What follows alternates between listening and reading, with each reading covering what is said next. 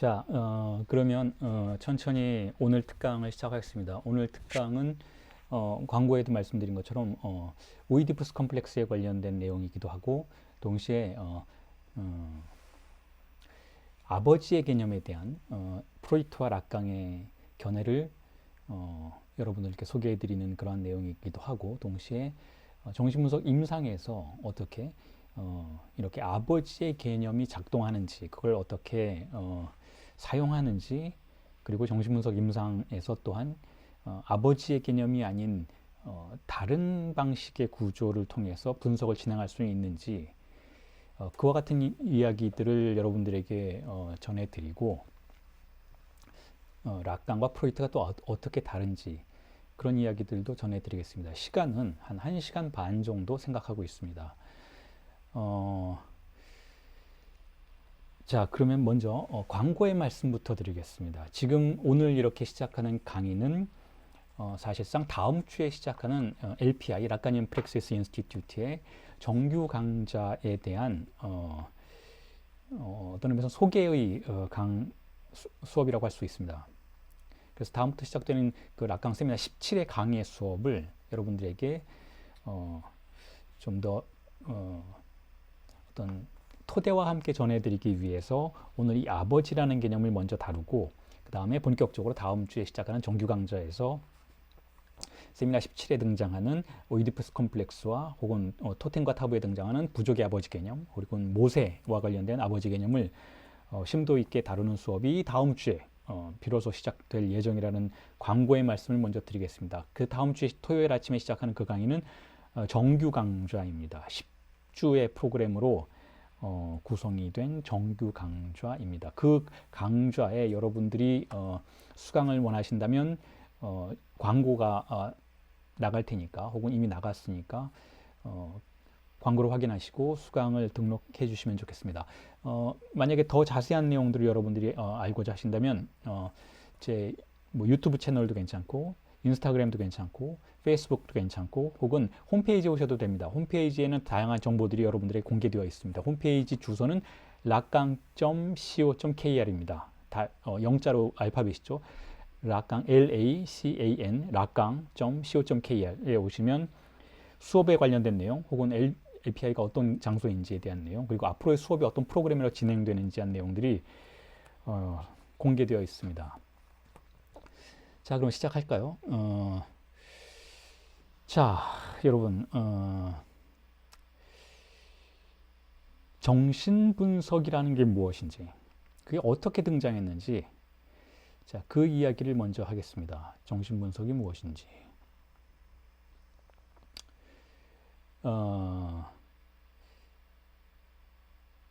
처음 강의를 듣고 계시는 분도 있으니까 그러면 정신분석이라는 것이 무엇인지에 대한 설명을 드리기 앞서서 LPI가 어떤 장소인지 제가 지금 이 강의를 하고 있는 이 우리의 시스템이 어떤 책인지 먼저 말씀을 드리겠습니다. 뭐 다 많이들 알고 계시겠지만 저희 이름은 백상현이고요. 저희 이름은 백상현이고 자크 락강의 정신분석을 연구하고 있고 정신분석 임상, 분석 상담 실천을 하고 있고요.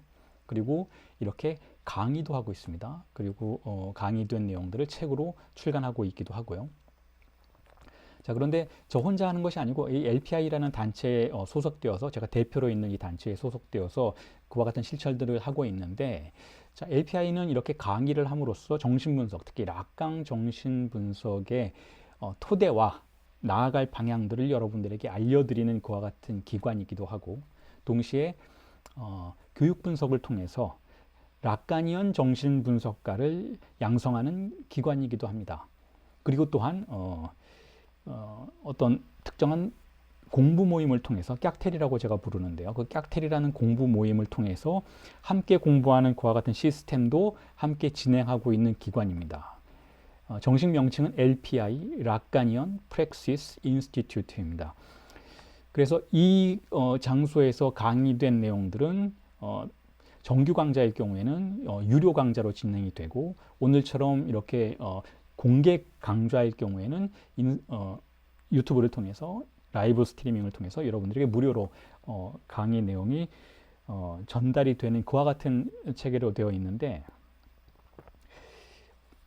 특징이라고 한다면 우리나라에서 특징이라고 한다면 락강의 정신 분석을 연구하는 유일한 기관이라고 생각하시면 됩니다. 예전에는 락강 학회라는 게 있었어요, 우리나라에.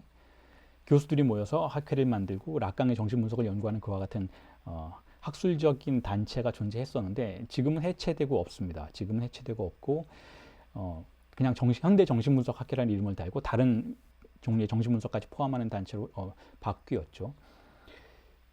그걸 감안한다면 국내에서는 LPI밖에 락강 정신분석을 연구하는 단체가 존재하지 않는 것이고, 그리고 여기서 락강 정신분석을 단지 그냥 공부하는 것이 아니고 2차 서적, 3차 서적 이런 것들을 가지고 공부하는 것이 아니고 락강의 원전에 토대한 강의 수업을 진행합니다. 그러니까 특히 최근 1, 2년간은 락강 세미나 17에 관련된 강의 수업을 진행해 왔고 다음 주에 시작될 그 강의가 한 6번째 6부 수업이라고 생각하시면 되는데요. 10주씩 해갖고 이렇게 60주째가 지금 되고 있는 그런 수업이라고 생각하시면 되는데 락강의 원전을 조목조목 분석하고 해석하고 번역해서 강의하는 그와 같은 수업을 진행하는 기관이라고 또한 생각하시면 됩니다. 자, 그러면 그와 같은 락강 정신 분석을 연구하는 곳이긴 한데 그럼 정신 분석은 무엇인가 하면 여러분들 사실은 뭐랄까요, 여러분 사실 알고 계실 텐데 정신분석은 뭐 우리나라의 심리상담과 유사한 것 아니냐 라고 생각하실 수 있겠는데 심리상담과는 좀 다른 겁니다. 정신분석은 일단 표면적으로는 이렇습니다. 무의식을 다룬다. 물론 심리상담학회에서도 심리상담을 공부하는 곳에서도 뭐 프로이트도 공부하고 또한 무의식도 연구하고 하지만 심리상담이라는 것은 기본적으로 심리학을 베이스로 하는 그와 같은 실천이라고 할 수가 있는데 정신분석은 그것과는 조금 다르게 전적으로 무의식을 대상으로 하는 무의식이 우리의 존재의 가장 중요한 토대다라고 가정을 하고 무의식을 대상으로 해서 우리 마음의 욕망의 구조를 탐사하고 그 욕망의 구조의 변화를 지향하고 존재가 드러날 수 있도록 하는 존재에 근거한 존재라는 것은 조금 철학적인 용어이기도 하지만 사실상 어떤 미래로 향한 가능성이라고 해석될 수도 있는 즉 변화 가능성이라고 해석될 수도 있는 그러한 개념인데 그것을 지향하는 실천이라고 할 수가 있습니다. 정신분석은 그와 같은 실천이죠. 무의식을 토대로 해서. 그런데 이 정신분석이 언제 어떻게 등장했는지 그리고 그것이 누구에 의해서 출현했는지에 대한 부분을 짚어드리면서 그 과정 속에서 여러분들에게 오이디푸스가 무엇인지, 오이디푸스 컴플렉스가 무엇인지, 그리고 오이디푸스 컴플렉스의 중액에 자리하고 있는 아버지의 개념이 어떻게 사용되고 있는지에 대한 개념적인 설명들을 소개해 드리도록 하겠습니다. 자, 그러면 먼저 정신분석이 어떻게 출현했는지부터 말씀을 드리겠습니다. 정신분석은 프로이트가 창안한 실천이죠. 프로이트라는 사람은 여러분 다 아실 거예요. 정신분석이라는 것을 발명한 사람인 것이고 무의식이라는 개념을 정초시킨 사람이죠. 자, 그런데 이 프로이트라는 사람이 출현한 시기가 어떠한 시기였는지 그리고 어떤 공동체의 사회였는지를 이해한다면 정신분석이 기본적으로 무엇인지에 대해서도 쉽사리 우리가 접근해서 이해해 볼 수가 있을 텐데요. 자, 이렇습니다. 19세기라고 할 수가 있죠. 프로이트가 정신분석이라는 개념을 정초하고 무의식을 탐사하기 시작한 것은 19세기 말입니다. 19세기 말인데 이 19세기 말을 락강은 프로이트의 직계 제자는 아니었고 프로이트의 정신분석을 이어받아서 프로이트는 독일어권에서 활동을 했던 정신분석가였고 그가 활동하던 시기에 이미 살아있었던 이미 젊은 연구자였던 락강이 프랑스에서 프로이트의 정신분석을 이어받아서 연구를 진행하던 시점에서 정확히 말씀을 드리자면 1938년에 이런 이야기를 합니다. 락강이, 자크 락강이라는 정신분석가가 프로이트를 염두에 두면서 이런 이야기를 합니다. 프로이트의 정신분석이 출현한 시기는 아버지의 이마고가 퇴락하던 시기였다라는 그와 같은 논평을 하죠. 그와 같은 논평이 어디에 등장하는가 하면 1938년에 프랑스 백과사전에 등장합니다. 프랑스 백과사전에 자크 락강이 정신분석 관련한 글을 기재하게 되죠. 프랑스 백과사전에 정신분석이란 어떤 것인가에 대한 글을 기재하게 되는데 그 글의 제목이 개인의 형성에 있어서 가족 콤플렉스라는 글입니다. 개인 형성에 있어서 가족 콤플렉스. 1938년 프랑스 백과사전 엉시클로페디 프랑스에서 등재된 락강의 글이죠. 거기에서 정확하게 락강이 뭐라고 이 프로이트의 정신분석의 출현 시기를 언급하는지를 제가 직접 그 원전을 읽어드리고 번역한 뒤에 해석을 해드리겠습니다. 자, 락강이 이렇게 얘기를 하고 있어요. Quelqu'un soit l'avenir, ce déclin constitue une crise psychologique. Peut-être est-ce à cette crise qu'il faut rapporter l'apparition de la psychanalyse elle-même. 이렇게 이야기를 하는데 번역을 하면 이렇습니다. 어쩌면 이러한 위기에 관련하여 정신분석의 출현을 생각해야 하는 것은 아닌가. 미래가 어찌 되었든 이러한 퇴락은 심리적 위기를 구성한다. 이렇게 언급을 하고 있어요. 자, 다시 번역을 해드릴게요. 어쩌면 이러한 위기에 관련하여 정신분석의 출현을 생각해야 한다라는 것인데 미래가 어찌되었건 이러한 퇴락은 심리적인 위기를 구성하기 때문이라는 거예요. 이 어떤 퇴락이 존재한다는 거죠. 이 퇴락이 무엇인가 하면 아버지의 이마고의 퇴락을 이야기해요. 아버지의 이마고의 퇴락과 관련해서 심리적인 위기가 초래되었는데 유럽 공동체에서 서구에서 가부장적인 아버지의 이미지가 퇴락했다는 것이죠. 그와 같은 퇴락과 함께 출현한 심리적인 위기가 어찌 보면 정신분석의 출현을 촉발했을 수도 있다는 거예요.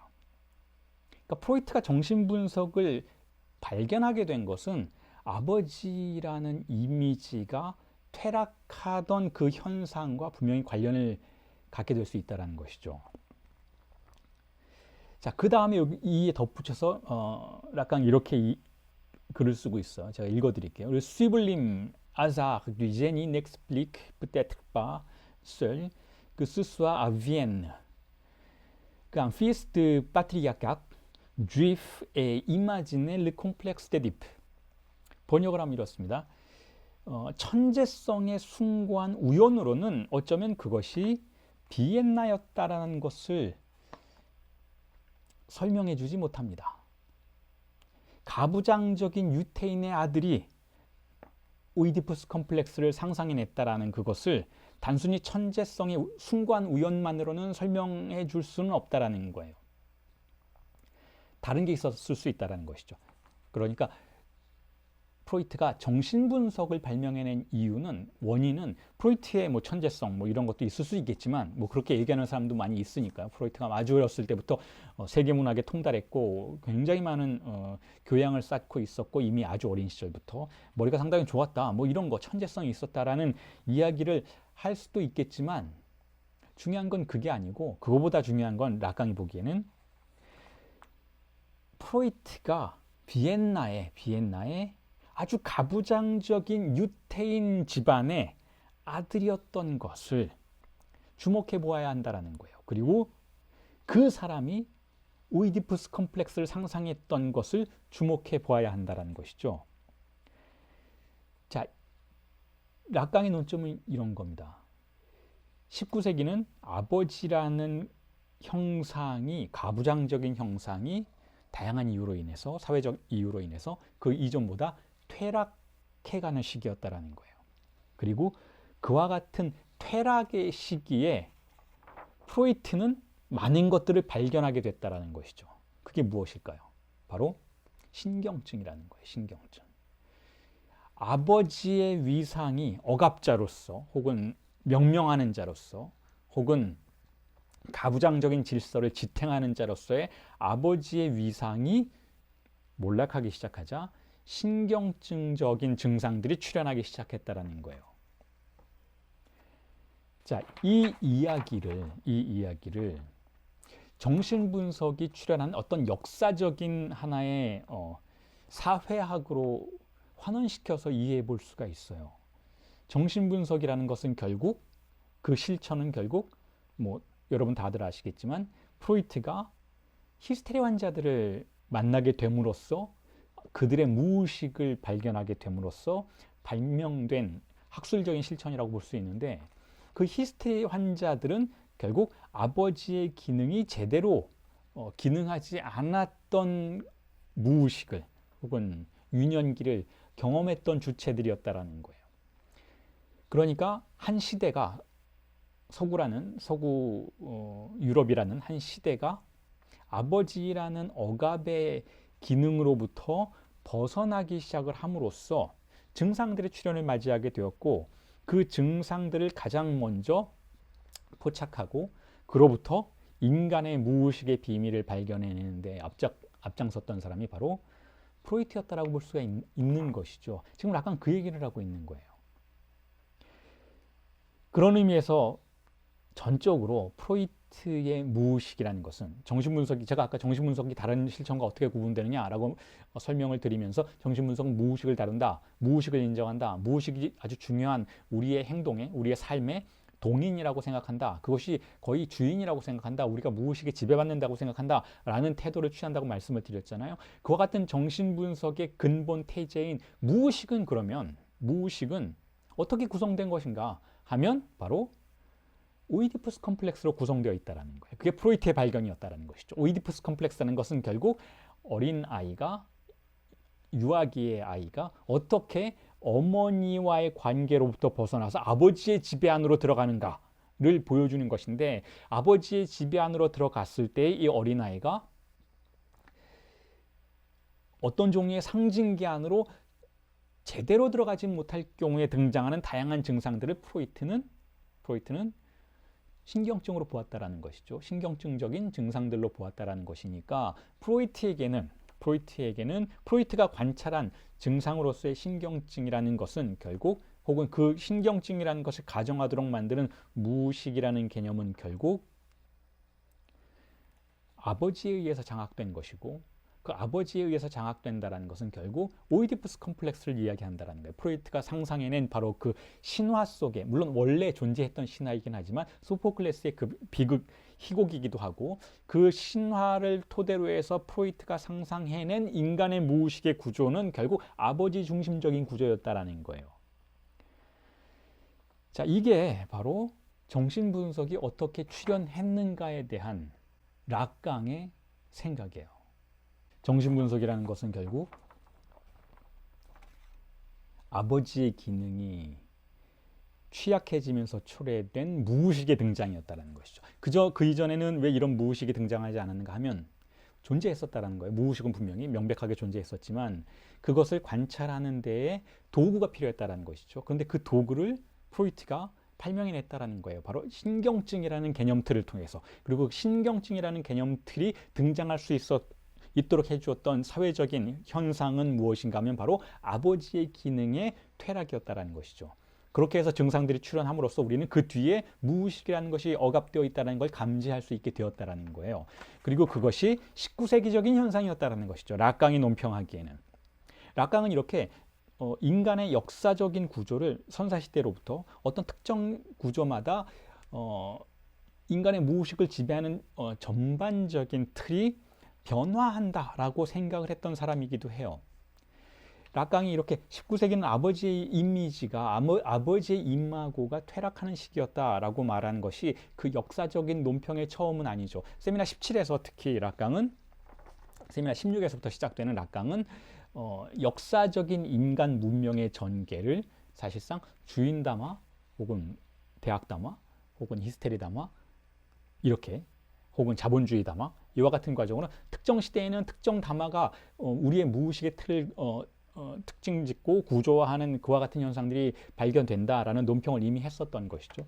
특히 락강은 그 인간이 억압되기 이전의 세계를 그 신화 시대와 같은 개념으로 도착적인 구조의 시대라고 부르기도 했었어요. 그리고 그 이후에 인간이 언어를 통해서 아버지를 중심으로 우리의 성충동을 억압하는 그와 같은 시점들로 들어서는 그 봉건제적 시기, 봉건주의적 시기를 주인담화의 시기라고 부르기도 했었죠. 그리고 그 주인담화의 시기가 끝나는 시점을 서구 근대로 보죠. 서구 근대는 르네상스가 시작되는 시점들이죠. 14세기 중후반부터 시작되는 서구 근대에서부터는 주인담화라는 봉건제적인 무의식의 구조 틀이 변화해서 대학담화로 들어간다라고 생각을 해요. 그래서 그 대학담화의 시대가 결국은 서구 유럽이 말하는 인문주의적 시대라고 볼 수가 있죠. 르네상스 이후에 등장했던 시대이고 그 인문주의적 시대가 결국은 몰락하는 시점들이 바로 19세기라고 볼 수가 있는 거예요. 그 19세기에 또한 히스테리적 담화의 시대가 등장하는 것이기도 하고 히스테리적 담화의 시기가 등장해서 다양한 증상들이 폭발적으로 출현하는 시기를 결국은 19세기 말로 설정을 해볼 수 있다는 것이죠. 그리고 그 시점에 바로 프로이트가 등장해서 정신분석을 발명하기에 이르렀다는 거예요.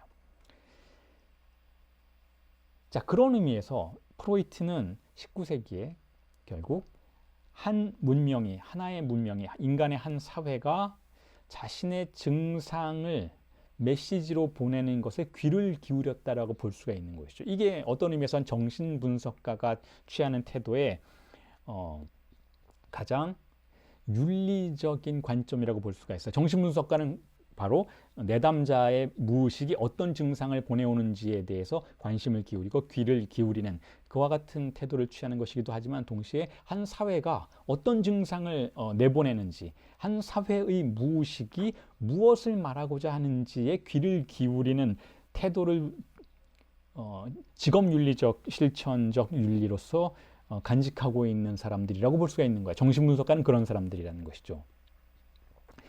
자, 어쨌든 그래서 프로이트가 그 시절에 발견했던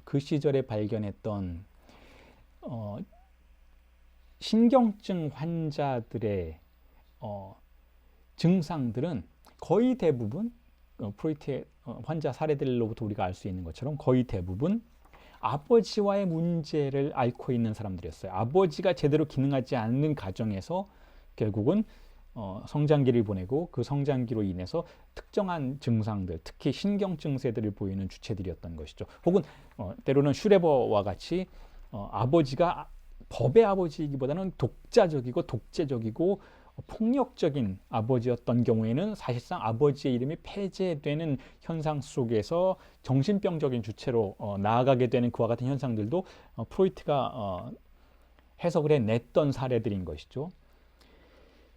자, 그래서 프로이트의 기본적인 태자가 이렇게 오이디푸스 컴플렉스를 통과하는 것을 정신분석의 기본적인 실천 과정으로 보았던 것이기 때문에, 즉 제대로 아버지에 의해서 억압되는 것, 상징계적인 아버지에 의해서 제대로 상징화되는 것을, 오이디푸스 컴플렉스를 통과하는 것을 정신분석 임상의 어떤 종류의 목표처럼 설정해 놓았던 것이기 때문에, 자, 그렇기 때문에 프로이트의 임상은 어떤 의미에서는 아버지를 구성 중심체로 두는 한계를 가지고 있었다라고 볼 수가 있어요. 그러니까 다시 말해서 아주 쉽게 말씀을 드리자면 프로이트는 좋은 아버지가 되어주려고 했다는 것이죠. 환자가 적절하지 않은, 프로이트가 보기에 신경증을 일으킬 수 있도록 만드는, 예를 들어서 락강의 표현을 빌리자면 부성적 태만과 같은 모습을 보여주었던 아버지, 혹은 폭력적, 폭군적 아버지의 모습을 보여주었던 그와 같은 존재였다면 그 환자의 정신분석 임상 과정에서 프로이트가 대신 상징계적이고 합리적인 아버지가 되어주려는 그런 임상적인 방향을 설정한 것처럼 보인다라는 것. 그 대표적인 예가 도라 사례라고 할 수가 있죠. 지난번 정규 수업에서 다루었던 세미나 17회 6강을 공부하면서 함께 다루었던 도라 사례에서 프로이트가 어떻게 도라라는 한 소녀에게, 신경증 환자에게 정신분석 임상을 실천했는지를 상기해 보시면 여러분들이 다 이해가 되실 거예요. 도라에게 프로이트는 거세된 아버지의 위치에서 합리적이고 상징적이고 그 추상적인 모습을 보여주려고 했죠. 도라가 신경 증세를 일으켰던 것은 사실상 그 어떤 종류의 아버지의 위치에 있는 어떤 남자, 실제 친아버지는 아니었지만 친아버지는 거세된 존재였고 그럼에도 불구하고 또한 무능력한 존재로처럼 그 도라에게 보이기도 했었던 것인데 그와 같은 유년기에 도라를 찾아온 어떤 사춘기의 어떤 남자 K씨라는 존재가 성폭행을 했고 그 성폭행의 와중에서 도라는 상징화되어야 있어야만 하는 아버지가 아니라 실제의 아버지를 만나게 되는 것이죠. 실제로 주의상스를 실제로 성충동을 보여주는 아버지의 위상을 만나게 되고 그로부터 충격을 받아서 도라가 다양한 신경증 증세를 보였다라고 프로이트는 논평하고 있었고 그와 같은 도라를 관찰하고 프로이트는 다시금 상징화된 아버지, 추상적인 아버지의 모습을 보여주려고 했었죠. 자, 그렇게 해서 다양한 치료들이 진행이 됐었던 것인데 자, 그럼에도 불구하고 우리가 흔히 말하듯이 프로이트의 임상이 대체로 성공했던 것이라고 볼 수는 없다라는 이야기를 하는데 그 이유는 이런 이유가 있을 것 같아요. 프로이트의 한계가 결국 인간의 무의식을 오이디푸스적인 구조로 보고 거기에 아버지의 기능이 제대로 작동하는 것을 목표로 삼았던 것이라면 다시 말해서 그렇다면 결국 프로이트는 실제라고 하는 우리의 신체, 쾌락의 신체라고 하는 쾌락의 주의상스의 신체라고 하는 이 실제의 사물을 아버지라고 하는 상징적인 틀로 완전히 포획해서 안정화시키는 것을 목표로 삼은 것이라고 볼 수도 있어요. 자, 그런데 그게 프로이트의 락강이 생각하기에는 그리고 제가 생각하기도 프로이트의 그 많은 뛰어난 발명과 그 많은 영감들에도 불구하고 실패의 요인이었지 않나라고 생각해 볼 수 있다는 것이죠. 왜냐하면 실제는 상징화되지 않는 것이니까. 실제는 완전히 상징화될 수 없는 것이니까. 자, 상징계적인 아버지, 그 오이디푸스 컴플렉스에서 결국 궁극적으로 도달하게 되는 상징계의 아버지라는 것은 결국 언어의 권력인 것이고 그 언어의 권력과 함께 존재하는 상상계적인 권위인 것인데 그 상상계적인 동시에 언어적인 권력이 실제인 인간의 주의상스를 실제라고 할 수 있는 인간의 사물로서의 인간의 신체를 완전히 포착할 수 있는가 하면 결코 그렇지 않다라는 거예요. 락강은 그것에 동의한다라는 것이죠. 프로이트는 지속적으로 사실상 그것을 추구했었던 것으로 보인다라는 거예요. 상징화를 통해서 인간의 신체를 안정화시키는 것, 언어적인 권력을 통해서 실제의 존재를 안정화시키는 것. 자, 이게 프로이트가 생각하는 임상의 실천이었던 것이라면 한계가 있는 실천이라는 것이죠. 성공하기가 굉장히 힘든 실천이라는 거예요. 왜냐하면 다시 한번 강조드리지만 자, 사물은 언어가 아니니까. 인간의 신체는 언어가 아니니까 인간이 물론 언어에 의해서 장악당한 존재이고 언어적인 구조 안에 들어가서 우리 사회의 언어적인 틀을 살아가는 그와 같은 존재이긴 하지만 그럼에도 불구하고 언어화될 수 없는 어떤 부분은 항상 그 여지를 가지고 살아가는 그 충동의 부분을 가지고 살아가는 존재인 것이기 때문에 그런 의미에서 인간은 완전히 자신의 신체를 언어의 권력에 넘겨주지 않으려고 한다는 거예요. 자, 그렇기 때문에 결국 오이디푸스 컴플렉스 안에서만 인간의 무의식을 파악하고 그 구조 바깥의 가능성들을 보려고 하지 않았던 프로이트에게 임상이 실패로 돌아가는 것은 어쩌면 당연한 일이었다라고 볼 수가 있는 것이죠. 아버지가 되어주려는 시도는 아버지가 되어주려고 하는 시도는 결국 내담자의 신체를 완전히 설득할 수가 없다라는 거예요. 혹은 어떤 의미에서는 내담자의 덫에 걸리게 된다라는 거죠. 결국은 환자가 쳐놓은 덫에 걸리게 된다라는 거예요. 왜냐하면 정신분석 임상이라는 게 심리상담도 마찬가지이지만 내담자가 와서 분석가에게 혹은 상담사에게 요구하는 것이잖아요. 요구하는 것인데 그 요구의 관계 자체가 내담자와 분석가 사이의 이 관계 자체가 전이라는 것을 일으켜서 전이라는 것은 이 트랜스퍼라는 것은 내담자가 분석가를 일종의 아버지, 부모처럼 생각하게 되는 과정인 것이죠. 무의식이 열리는 과정인 것인데 그 과정에서 내담자가 계속 아버지에게 요구하는 그 과정 속에서 분석가는 반복적으로 내담자의 무의식과 내담자의 주의상실을 상징화하려고 시도하겠지만 어떤 뭐 해석을 통해서 혹은 어떤 종류의 유도들을 통해서 혹은 말을 시킴으로써 어떤 종류의 상징화를 시도하려고 하겠지만 그럼에도 불구하고 내담자의 신체는 내담자의 무의식의 주의상실은 지속적으로 빠져나가는 방식으로 이 관계가 발생시키는 쾌락만을 탐닉하려는 그와 같은 목표를 가진 경우들이 허다하다라는 거예요. 실제로 상징화에 전적으로 자신을 내어주지는 않고 이 관계 자체에서 발생하는 긴장과 쾌락을 탐닉하려고 하는 목표가 오히려 내담자의 무의식에서 진정한 목표일 수 있는 경우가 상당히 흔하게 발견된다는 것이죠. 그런 과정 속에서는 결코 프로이트적인 태도로서 임상의 목표를 설정하는 것이 해결책이 될 수 없다라는 거예요.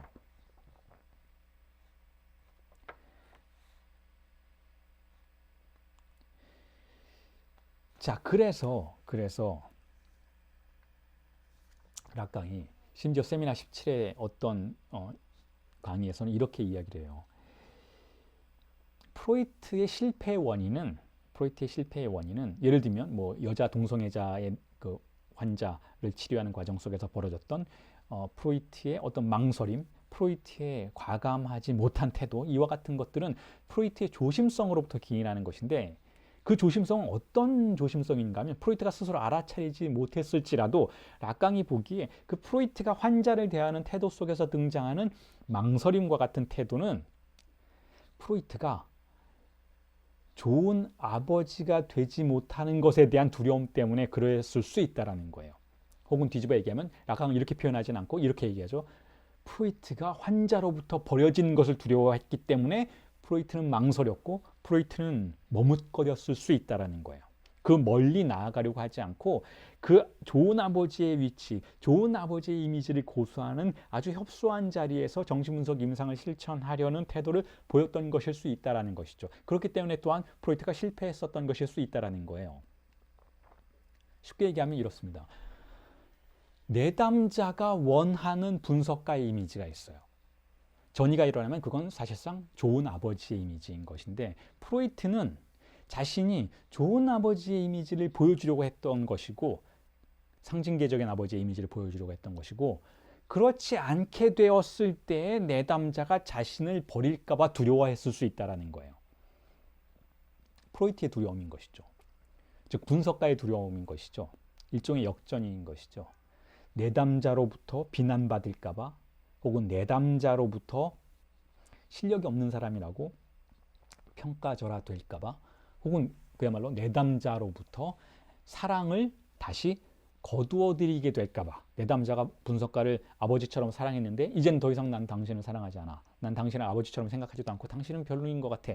라는 그러한 말을 듣게 될까 봐 분석가가 전전긍긍하는 것이 오히려 전이관계에서 더 본질적인 요소일 수 있었다라는 거예요.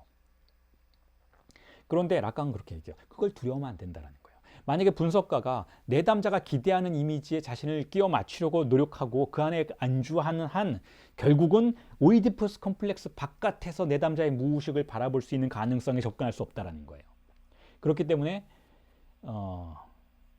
분석가는 락강에 의하면 이렇게 이야기를 하죠. 분석가는 아버지의 위치에서 내담자의 욕망의 대상이 되는 그와 같은 한정된 구도로부터 벗어날 수도 있어야 한다는 거예요. 단지 어떤 종류의 하나의 응시가 되는 것으로도 충분하다는 거죠. 시관충동의 대상인 거죠. 응시는. 그 응시가 됨으로써 아버지처럼 앉아있지 않아도 내담자를 바라보는 그 긴장감 속에서도 충분히 내담자의 무의식이 움직이도록 만들 수 있어야 한다는 거예요. 아버지의 위치에 자신을 놓고 존경받으려는 태도를 계속 유지하는 한 결국 정신분석 임상은 아주 한정된 한계 속에 갇혀버리게 된다는 게 락강의 생각인 것이죠. 물론 이게 여러분 이게 정신분석을 아주 위험하게 만들고 또는 때로는 정신분석을 아주 어렵게 만들고 혹은 때로는 분석가를 봉변당하게 만들기도 해요. 특히 신경증적인 강한 증상을 보이는 내담자는 분석가에게 강한 사랑의 메시지를 보내고 그 사랑의 메시지에 걸맞는 태도와 행동을 하기를 요구하죠. 그런데 만약에 분석가가 내담자가 보내는 그 요구에 반응하지 않게 되면 내담자는 분석가를 공격하기 시작해요. 그 공격을 분석가가 견뎌내지 못하면 봉변으로 생각하는 것이죠. 그 공격성을 분석가가 감당해내지 못했을 때에는 때로는 후퇴하게 되는 것이죠. 다시 그래 내가 당신이 원하는 걸 줄게.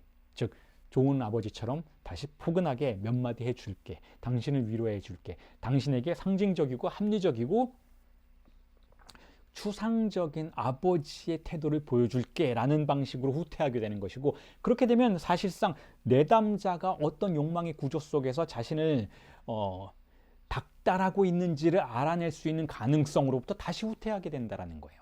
분석가는 오이디푸스 컴플렉스를 넘어서는 것을 두려워하지 말아야 한다는 게 락강의 태도인 것 같아요. 그래서 실제로 락강은 그와 같은 임상의 실천을 했었던 것이고,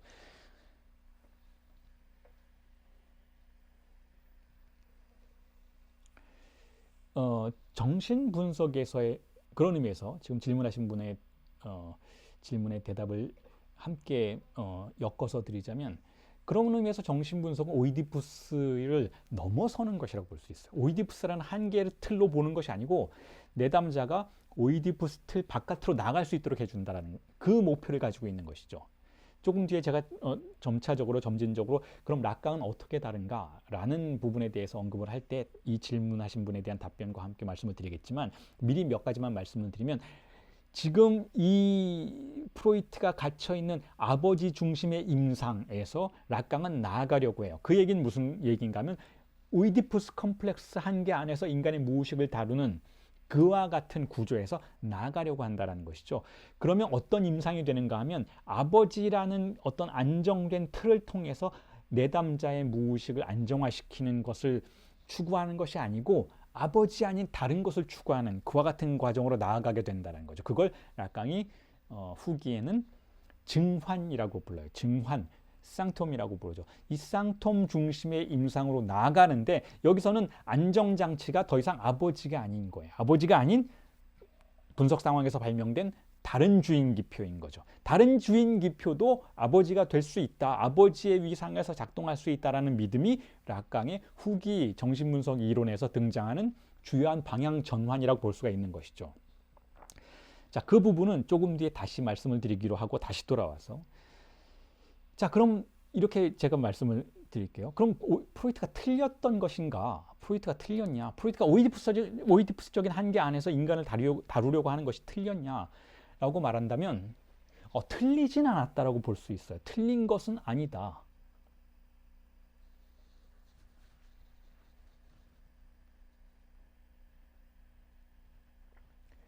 자, 지금 또 다른 분이 질문하셨는데 지금 제가 말씀드리는 내용이 아마 답변이 될 겁니다. 오이디푸스가 틀린 건 아니에요. 왜냐하면 인간의 문명은 아주 강력하게 가부장적인 시스템을 가지고 있었던 것이니까. 놀랍게도 어딜 가도 인간 문명은 결국 아버지라는 존재를 중심으로 구성되어 있었다는 거예요. 아버지를 중심으로 구성된 가부장적인 체계가 인간의 문명이었다는 것이죠. 최소한 석기시대 이후에는 그랬다라는 거예요. 철기시대로 들어서면서 인간 문명은 결국은 아버지라는 가부장적인 존재를 통해서 구성되고 그것을 중심으로 체계화된 가족 단위의 문명이 공동체 단위로 확장됨으로써 국가 단위를 형성하는 그와 같은 물리적 체계가 심리적 체계에 그대로 고스란히 스며들어서 영향을 주게 되는 시스템이라고 볼 수가 있었던 것이니까, 프로이트가 인간의 무의식은 오이디푸스적인 방식으로 구성이 되어 있다라고 말을 했던 것은 틀린 건 아니라는 거예요. 자, 그런데 왜 그걸 반만 맞고 반만 틀린 것인가 라고 지금 제가 여러분들에게 말씀을 드리고 있는 것인가 하면, 첫 번째 이유는 그렇습니다. 이제 더 이상 그 오이디푸스 구조가 제대로 작동하지 않는 시대가 되었어요. 그게 바로 락강이 살았던 시대예요. 락강이 특히 노년을 살았던 시기, 즉 70년대 이후에 서구 문명에서도 아주 급격하게 아버지 이미지가 이미 프로이트 시기에 몰락하고 있었던 그 아버지의 권위적인 가부장적 시스템의 힘이 20세기에 들어서는 더욱더 가속화되는 방식으로 몰락을 하고 있었던 것이죠. 그래서 더 이상 1970년대에 들어서는 그게 락강이 살았던 1970년대라는 것은 프랑스의 68혁명 이후의 세계인데 사회적으로 격변을 겪고 있었던 시기였던 것이고 그 시기에는 더 이상 가족관계가 예전처럼 아버지를 중심으로 구성되어 있지 않게 되었다는 거예요. 다시 말해서 이제는 편모스라의 자녀들을 둔 가정도 있었고 혹은 편부 가정도 있었고 한부모 가정들이죠. 더 이상 예전처럼 할아버지와 할머니 그리고 뭐 아버지 어머니 이렇게 대가족 체제가 살아가는 그러한 사회 구조가 더 이상 아니게 되었다라는 거예요. 프랑스가. 그리고 지금 우리가 50년이 지난 우리 사회는 더욱 그와 같은 방식의 사회적 격변을 또한 겪고 있는 것이죠. 프랑스가 이미 한 50년 먼저 겪었던 사회적 변화를 우리는 지금 겪고 있는 것이죠. 그래서 이와 같은 사회 속에서는 인간의 무의식이 오이디푸스적인 구조를 가지고 있는 건 분명한 것 같긴 한데 그 흔적이 예전처럼 강력한 것 같지 않다라는 거예요. 변화하고 있다는 거죠. 무의식의 구조가 사회적인 관계의 변화를 통해서 또한 변화하고 있었다는 거예요. 그렇다면 그렇게 우리의 무의식이 더 이상 오이디푸스적인 구조가 아닌 다양한 변주 체제를 갖게 됨으로써 만나게 되는 그 맞닥뜨리게 되는 사태에 분석가는 어떻게 대응해야 하는가의 문제가 등장한다는 거예요. 그게 바로 프로이트의 해법이라는 것이죠.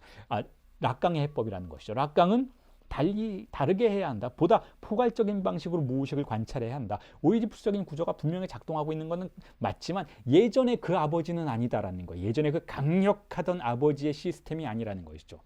다른 방식의 시스템이 작동한다는 것이죠.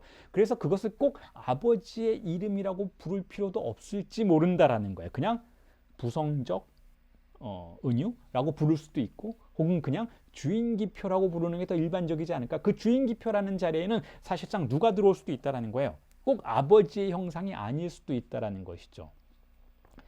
자, 그렇기 때문에 결국은 오이디푸스 구조에 우리가 묶여있는 한 사회적인 변화 속에서 또한 함께 변화하고 있는 우리의 무의식을 이해하지 못하게 된다는 거예요. 그리고 또한 아버지의 구조에 묶여있는 한 윤리적으로도, 자, 이게 두 번째 이유인데, 두 번째 프로이트가 틀렸다라고 말할 수 있는 이유인데, 아버지의 구조에 우리가 묶여있는 한 결국 사회적인 고정관념의 인간의 욕망의 가능성을 제한하게 되는 그와 같은 사태 속으로 들어가게 된다는 거예요. 사회적인 권력이 언제나 옳은 것은 아닌데 어째서 정신분석의 임상은 그 사회적인 권력에 우리 내담자의 무의식을 내주어야 하는가? 그 사회적인 권력에 동의하지 않는다면 그게 아버지의 이름이 되었건 혹은 가모장적인 질서가 되었건 그게 어떤 것이 되었건 사회적인 지배 질서가 어쨌든 우리의 무의식에 스며들어서 권력을 형성하고 우리의 무의식에 억압하는 체계를 만들어낸 것이 사실이라면 그렇다면 왜 우리는 분석가는 내담자의 무의식과 내담자의 존재를 그 사회적인 권력에 부합하는 것으로 만들어야 하는가, 그걸 왜 제한해야 하는가라는 질문이 제기될 수 있다는 거예요. 그렇지 않아도 된다는 거예요. 내담자가 보다 자유로운 것을 원하면 사회적인 권력과 다른 자기 자신의 새로운 어떤 종류의 주인기표를 원한다면 자, 그걸 발명할 수 있도록 도와줘야 한다는 거예요. 왜냐하면 사회적인 권력이 언제나 옳은 것은 아니니까, 혹은 사회적인 권력은 옳은 것이 아니니까 언제나. 왜냐하면 사회적인 권력은 결국은 고정관념의 체계인 것이니까 우리의 무의식이 그것의 힘을 빌어서 안정된 시스템을 살아가는 것은 좋기는 하지만 내담자가 선택할 권리도 또한 줄 수 있어야 한다는 거예요. 그것에 동의하지 않을 수 있는 권리를 줄 수 있어야 한다는 것이죠.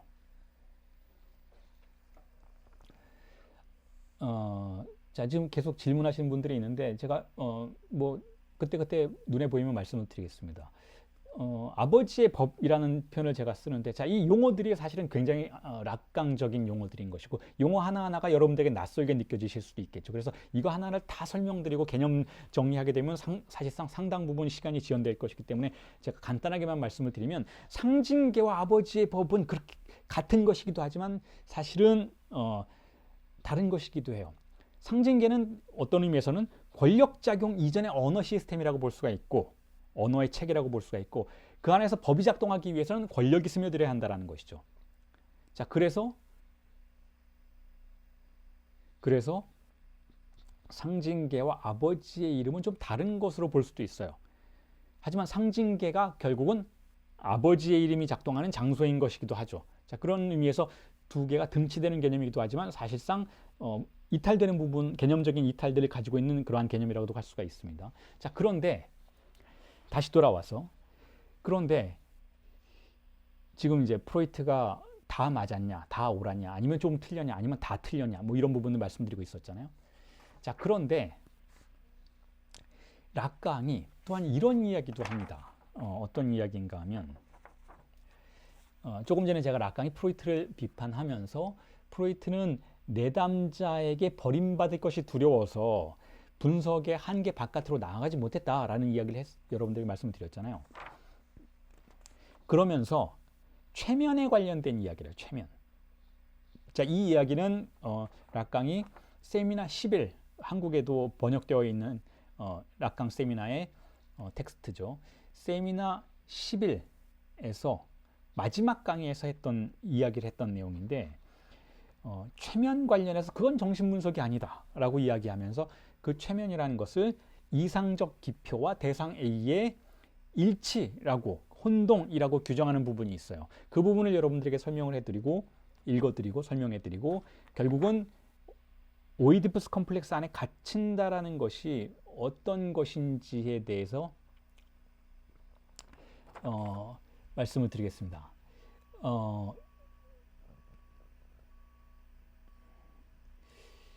자, 읽어드리겠습니다. 세미나 11의 마지막 강에서 이런 이야기를 하죠. 원전을 먼저 읽어드리면 이렇습니다. Définir l'hypnose par la confusion en un point du signifiant idéal où se repère le sujet avec le A. C'est la définition structurelle la plus assurée qui ait été avancée. Or, qui ne sait que c'est en se distinguant de l'hypnose que l'analyse s'est instituée. Car le ressort fondamental de l'opération analytique, c'est le maintien de la distance entre entre le I et le A. 여기서 E는 이데알이란 뜻인데 대문자로 쓰는 이데알인데 이상적이라는 뜻이죠. 즉 이상적인 것과 A의 거리를 벌린다. 지금 이런 표현을 하고 있는데 제가 번역을 해드릴게요. 자, 어떤 점에서 주체가 포착되는 지점의 이상적 기표와 대상 A 사이의 혼돈을 최면으로 규정하는 것은 이제껏 연구되어 온 것 중에 가장 확실한 규정입니다. 라고 이야기를 해요. 자, 최면이 뭡니까? 라고 지금 질문을 하고 최면이라는 것은 결국 이상적 기표와 대상 A 사이의 혼돈이다. 이렇게 이야기를 하고 있어요. 그리고 그 다음에 뭐라고 이야기하고 있는가 하면 정신분석이 정립된 것이 자신을 최면과 구별하면서부터라는 것을 누가 모르겠습니까? 왜냐하면 분석의 오퍼레이션에서 토대는 근본적 토대는 프랑스어로 E고 영어로는 I죠. 아이디얼 I와 A 대상 A죠. 사이의 거리를 유지하는 것에 있기 때문입니다. 자, 이렇게 이야기하고 있는데 자, 여기서 요점은 그래요. 첫 번째, 정신분석은 최면이 아니라는 거예요. 사실은 심리치료에서 최면 기법 이용하는 분들이 있죠. 프로이트 초기에는 최면에 대한 이야기를 많이 했고 최면 기법도 사용을 했었어요. 그런데 그 이후로 사용하지 않았죠. 왜냐하면 최면은 무의미하다라는 거예요. 왜냐하면 최면이라는 것은 그야말로 최면이기 때문에 주체를 드러내는 것이 아니고 주체가 자신의 존재를 마주하는 것이 아니고 잠이 들어버리는 것이니까 그 잠든 영역 속에서 무엇을 경험하는 것은 주체적인 경험이 아니기 때문에 최면은 결국은 정신분석이 받아들이지 않는 실천이라는 거예요. 그리고 그 최면을 부정함으로써 결국은 나는 최면요법 안 한다 함으로써 결국은 정신분석이 구성됐다라고 지금 이야기를 하고 있는 것이죠, 락강이. 자, 그런데 그럼 최면이란 뭐냐? 정신분석이 최면과 자체를 구별함으로써 정신분석 자체로 정립이 되었다면 자, 최면은 무엇인가 하면 이상적 기표와 대상 A가 혼동되는 과정이라는 거예요. 자, 그리고 이 혼동은 결국 무엇인가 하면 자, 대상 A는 여러 가지 약강의 이론의 여정 속에서 여러 가지 의미를 갖게 되기는 하지만 가장 기초적인 것은 결국 욕망의 대상이에요. 욕망의 대상 A. 내가 욕망하는 것과 그리고 이상적 기표라는 것은 사회적인 고정관념이 만들어낸, 사회적인 권력이 만들어낸 가장 이상적인 언어 형상인 것이죠. 자, 그것과 이 둘을 혼동하는 것은 최면이라는 거예요. 그리고 그 둘이 혼동되는 상태를 비판하기 위해서 락강이 프로이트가 아버지의 위치로부터 벗어나려고 하지 않았다라는 이야기를 했던 거예요. 자, 그러니까 이걸 종합해서 말씀을 드리면 이렇습니다. 분석가가 내담자에게 이상적인 아버지의 위치에 서려고 하는 것은 결국 내담자의 욕망의 대상이 되는데 가장 쉬운 방법이라는 것이죠. 즉 이상적인 기표의 자리에서 내담자가 욕망하는 대상 A가 나다라고 이야기를 하는 거예요. 자, 이 구조는 락강이 보기에는 정신분석이 아니라는 거예요. 정신분석은 오히려 반대라는 것이죠. 여기서 조금 전에 이야기했던 것처럼 정신분석은 욕망의 대상과 이상적 기표 사이의 거리를 유지해야만 그게 정신분석으로 구성이 될 수 있다는 거죠. 만약에 이것을 유지하지 않으면 정신분석이 아니라 최면이라는 거예요. 왜냐하면 이건 우리가 사회 속에서, 일반 사회 속에서 언제든지 만나게 되는 현상들이니까. 우리 사회에서는 항상 우리가 욕망하는 게 이 사회 전체가 아주 좋다고 말하는 그것이도록 설득하려고 해요. 내가 무언가가 되고 싶어 라고 말을 할 때에는 우리 사회의 언어적인 권력이 형성해 놓은 기표의 나를 동일시하는 과정으로 이끄는 그와 같은 현상들이 일어나죠. 내가 좋아하는 것과 우리 사회 전체가 좋다고 규정하는 것 사이의 거리가 거의 존재하지 않는다라는 거예요.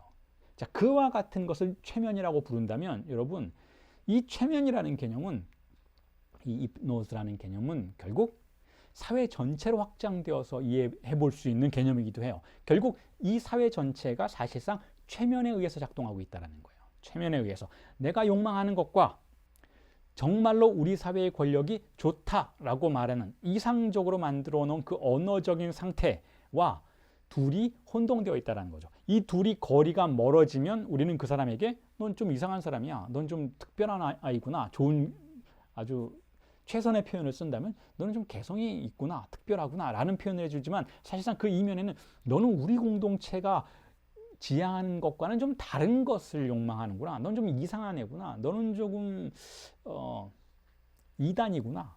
자, 이런 표현을 쓰게 된다는 거예요. 즉 우리가 욕망하는 대상과 이상적인 기표 사이의 간극을 사실상 인정하지 않으려는 태도가 공동체를 유지하는 데 근간을 이루고 있다면, 그렇다면 공동체는, 우리 국가는, 우리 사회는 결국 최면을 통해서 작동하고 있는 것이라고 볼 수가 있다는 거예요. 그런데 정신분석은 그 최면을 거부한다는 거예요. 그걸 받아들이려고 하지 않는다는 거예요. 그래서 정신분석은 락강에 의한다면 이 둘 사이의 거리를 유지하도록 만들어 주어야 한다는 거죠. 내가 욕망하는 것과 내담자가 욕망하는 것과 우리 사회가 다 옳다, 저기로 가야 한다 라고 하는 것 사이에 거리가 존재할 수 있다는 것을 내담자가 인식할 수 있도록 해줘야 한다는 거예요. 내담자가 항상 죄책감 속에서 혹은 공격성 속에서 부모로부터 배운 다양한 그 이상적인 기표에 자기가 접근하지 못하는 것에 대해서 절망하고 자기가 그 이상적인 기표적인 존재로서 자신을 규정하지 못하게 되는 것에 대해서 한탄하고 있을 때 정신분석의 임상은 그 거리가 오히려 자연스러운 것이다 라고 말해줄 수 있어야 한다는 거예요. 자, 그런 의미에서 최면이라는 개념은 더욱더 일반화해서 생각해 볼 수 있는 것이죠. 결국 정신분석이라는 것은 우리의 자아가 잠겨있는 잠을, 일종의 어떤 최면인, 사회적 최면인 것을, 즉 아버지의 권력을 넘어서서 사회적인 권력이 우리에게 강제하는 이상적인 기표와의 동일시를 통해서 잠들어 있는 존재를 정신분석의 임상이 깨어날 수 있도록 해주어야 한다는 거예요. 이 잠에서 깨어남이라는 용어를 락강이 또한 쓰기도 하죠. 정신분석의 임상이란 무엇인가 하면 바로 잠에서 깨어나는 과정이다 라고 말을 하기도 했었죠. 자, 그래서 여러분, 정신분석이라는 것은 결국 우리 사회가 구조화되어 있는 그 틀이, 우리 사회의 권력 구조가 어떻게 한 개인의 무의식 속에서 반복해서 구성되어서 한 존재를, 인간을 억압하고 있는지를 파악하고 마주하고 내담자가 그것을 인지할 수 있도록, 자각할 수 있도록 해주는 과정인 동시에, 만약에 그것이 오이디푸스적인 구조였다면 오이디푸스적인 구조를 내담자가 자각할 수 있도록 해주는 동시에 그걸 넘어설 수 있는 실천을 제한하는 것이라고 볼 수가 있어요. 그러니까 결코 사회적인 구조가 우리 안에서 반복되는 것을 돕는 게 아니라는 것이죠. 대부분의 심리치료가, 대부분의 혹은 자아심리학과 같은 유형의 정신분석이 사실상 사회적인 선과 사회적인 권력의 틀이, 왜 그러냐면 사회적인 권력이 사회적인 선을 만들어내니까, 그 사회적인 권력과 사회적인 틀이 한 가족 내부에서 다시 반복해서 작동하고, 그 가족의 구성원들이 그 가족에서 태어난 한 주체를 양육하는 방식을 통해서 다시 그와 같은 구조를, 그 권력의 구조를 반복하도록 하는 과정을 인정하느냐 마느냐의 문제라는 거예요. 정신분석은 그걸 인정하지 않는다라는 거죠. 일반적인 심리치료는 그걸 인정하는 경향이 아주 강하다라는 거예요. 그걸 인정하기 때문에 그 구조가 제대로 반복되지 않으면 그것을 제대로 반복할 수 있도록 도와주려는 경향을 보인다라는 거예요. 프로이트 역시 그러했다라는 거예요. 프로이트 역시 아버지의 위치에서 자기가 가부장적인, 합리적인 가부장제였긴 했지만 가부장적인 아버지의 위상을 보여줌으로써 결국은 사회적인 이상적 틀이 무의식의 내부에서 다시 회복되도록 도우려고 했다면, 자, 그것은 락강이 지향하는 바는 아니라는 거예요. 락강은 사회적 구조가 우리의 무의식에서 반복되는 것에 동의하지 않는 것을 오히려 정신분석의 이상으로 생각했던 것이니까. 그래서 프로이트의 정신분석은 애매모호한 점이 있지만 락강의 정신분석은 보다 선명한 부분이 있습니다. 여러분들이 락강 정신분석 공부할 때 좀 모호하다, 어렵다라고 하시는 분들이 꽤나 계시는 걸로 알고 있는데, 저에게는 오히려 프로이트가 더 모호한 것 같아요. 왜냐하면 락강은 분명하게 결국 자신의 정신분석은 특수에서 보편으로 가는 것이 아니라 보편에서 특수로 간다라고 규정하고 있는 것이니까. 자, 이게 무슨 뜻인가 하면, 보편자는 우리 사회를 지탱하고 있는 관념들이에요. 우리 사회를 지탱하고 있는 규범들인 것이죠. 그 규범은 누구에 의해서 제한되고 누구에 의해서 지켜지는가 하면 바로 가부장적인 주체에 의해서 지켜지고 제한되는 것이죠. 즉 아버지의 권력에 의해서, 남성적 권력에 의해서 제한되고 지켜진다라는 거예요. 물론 그와 같은 틀이 많은 변화를 겪고 와서 이제는 예전과 같은 가부장적 시스템을 갖고 있지는 않지만, 그럼에도 불구하고 여전히 남성적인 틀을 통해서 우리 사회의 규범이 형성되고 있는 것이죠. 그리고 그 규범이 그대로 한 가족 내부에서, 한 가정에서 반복된다라는 거예요. 그리고 그 반복 속에서 태어난 아이는 그 가부장적인 규범을 그대로 흡수하고 하나의 주체로 성장해 나아간다는 것이죠. 이건 바로 보편적 세계인 거예요. 이 보편성의 세계가 만약에 각각의 개인사 내부에서 발생한 어떤 사건들 때문에 훼손당해서 이 보편자가 사회적인 규범과는 조금 다르게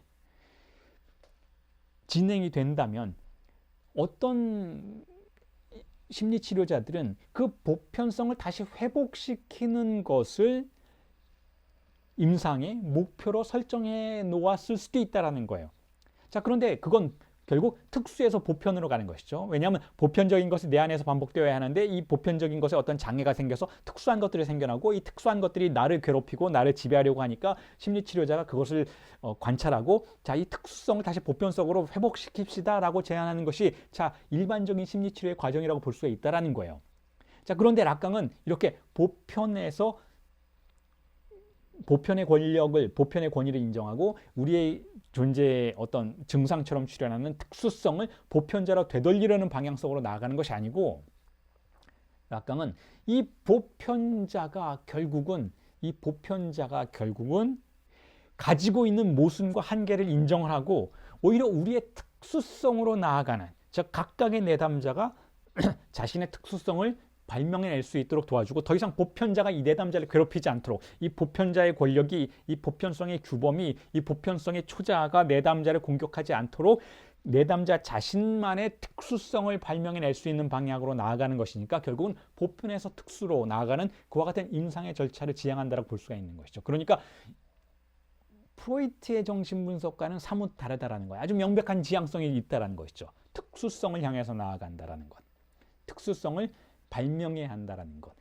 그리고 증상을 인정해야 한다라는 것. 자, 그것을 락강은 지향한다라는 거예요. 왜냐하면 궁극적으로 살펴본다면 결국 오이디푸스적인 구조도 궁극적인 보편자는 아니었다라는 거. 한 사회가 한 문명이 만들어낸 어떤 특정 현상일 뿐이지 그게 하나님이 우리에게 가져다 준 영원해야만 하는 보편자로서의 최고선은 아니라는 거죠. 그런 건 존재하지 않는다라는 거예요.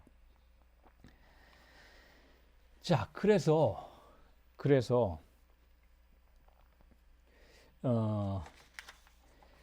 락강의 정신분석의 지향이라는 것은 결국은 프로이트로부터 출현했던 정신분석의 토대로부터 한 걸음 나아가는 과정들이었다라고 볼 수가 있어요. 프로이트의 한계로부터 한 발자국 나아가는 과정이었다라는 것이죠. 그러니까 락강이 지속적으로 반복했던 그 프로이트로 돌아가자라고 했던 주장은 사실상 프로이트의 한계 안에 머물자라는 주장이 절대 아니라는 거예요. 프로이트를 넘어서자라는 주장인 것이죠. 프로이트를 넘어서기 위해서는 프로이트로 돌아가야 하니까 프로이트를 마주 보아야 프로이트를 때려 눕히고 그 뒤로 나아갈 수 있는 것이니까 그 너머로 나아갈 수 있는 것이니까 락강의 주장을 우리가 어떤 의미에서는 조금 뒤집어서 생각해 볼 수 있어야 한다는 거예요. 프로이트로 돌아가자라는 게 결국 프로이트를 인정하는 그러한 언급은 아니었다라는 것이죠.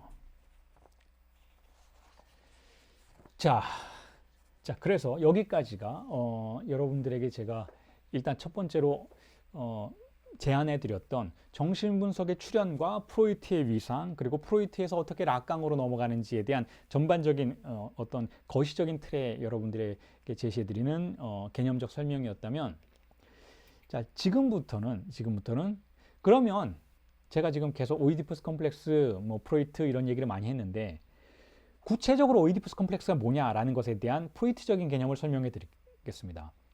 그래서 조금 더 기초적인 내용이 이게 될 테지만 오이디푸스 컴플렉스가 어떻게 형성이 되어서 그게 어떤 단계를 거치고 그렇게 해서 프로이트는 그 오이디푸스 컴플렉스의 극복을 무엇으로 보는지에 대한 설명을 일단 간단하게 해드리고 그에 대해서 락강은 뭐라고 논평하는지에 대한 설명도 해드리겠습니다.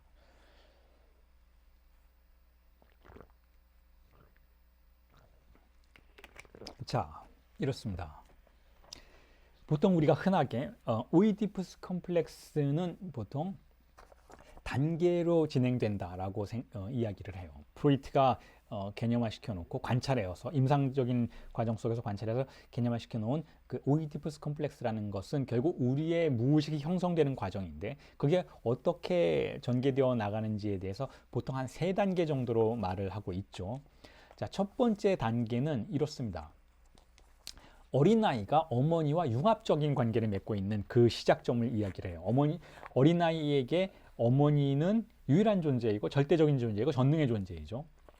자, 이 융합적인 관계에서 어린아이에게는 이 첫 번째 단계에서 어린아이에게는 사실상 외부 세계라는 게 존재하지 않아요. 그냥 어머니만 있을 뿐이지.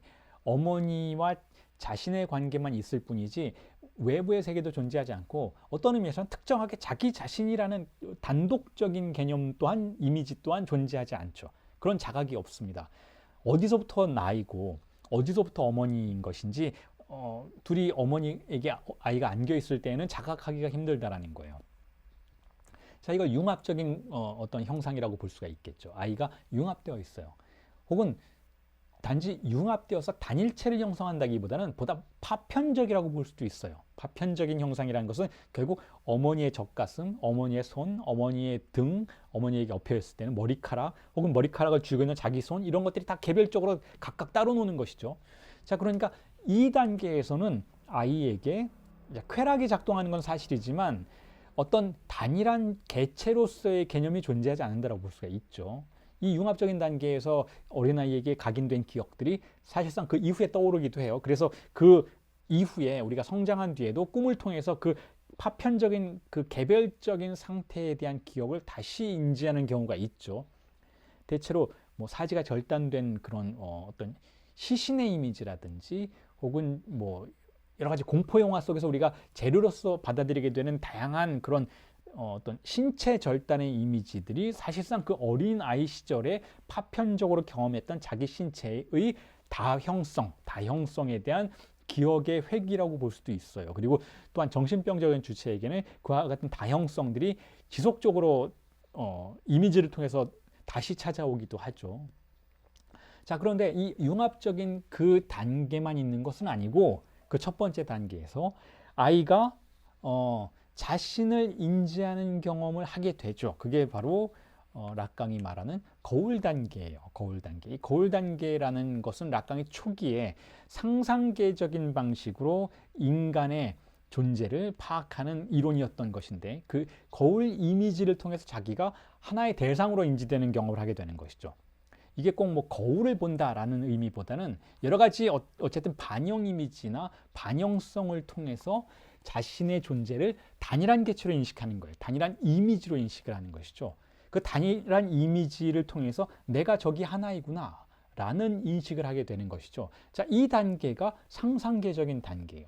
상상계적인 단계라는 것은 결국 아이가 어떤 이미지라는 타자 이미지죠. 그것도 거울은 사실은 나 자신은 아닌 거잖아요. 아이 자신은 아닌 것이잖아요. 어머니가 저 거울 봐, 저기 너 있어 라고 말해 주었을 때 그 거울 이미지를 결국은 우리는 아이에 대해서는 타자의 이미지라고 볼 수 있는데 그것에 자신을 동일시하는 과정인 것이죠. 하나의 이미지에 자신을 동일시하는 과정인 것이니까 거울 이미지를 통해서 아이는, 즉 타자 이미지를 통해서 아이는 처음으로 자신을 하나의 개체로 확인하게 되는데, 자, 이것을 우리는 상상계적 관계라고 부르고 거울 관계적이라고 부르고 결국 A와 A가 연결되는 도식으로 락강이 L자 도식에서 사용했던 그와 같은 개념이기도 하죠. 왜 A와 A냐 하면 여기서 A라는 것은 어떤 단어인가 하면 그 이후에 대상 A라는 개념으로 발전하는 것이긴 하지만 그 초기에 그 A라는 것은 결국 타자라는 개념이에요. 프랑스어로 오트라는 단어의 첫 글자이죠. 소문자로 쓰죠. A. 오트라는 단어의 첫 문자인데 왜 오트르 타자인가 하면 결국 우리가 자신을 이미지로서 개별적 존재로 파악할 때 우리가 사용하게 되는 것은 결국 타자 이미지인 거예요. 내가 타자를 보고 그게 나다라고 인식했으니까 나는 타자에 대해서 타자를 동일시한 것이죠.